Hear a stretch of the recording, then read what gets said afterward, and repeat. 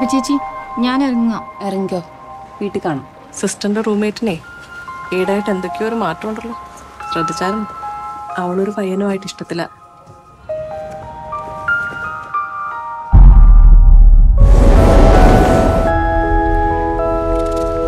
ഇത് പ്രവേശിക്കാണല്ലോ.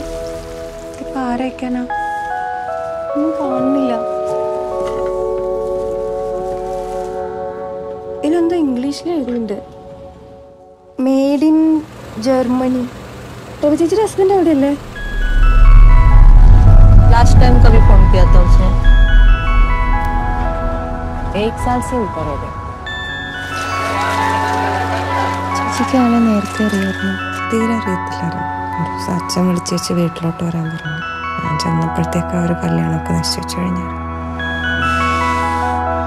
ഒട്ടും അറിയാത്ത ഒരാളെ എങ്ങനെ കല്യാണം കഴിക്കാൻ പറ്റുമെന്ന് തോന്നുന്നില്ല.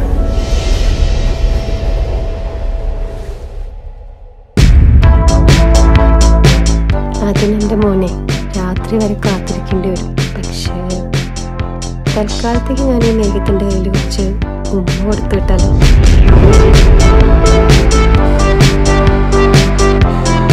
ഈ ഭാവിയെ പറ്റി ചിന്തിക്കാറുണ്ട്.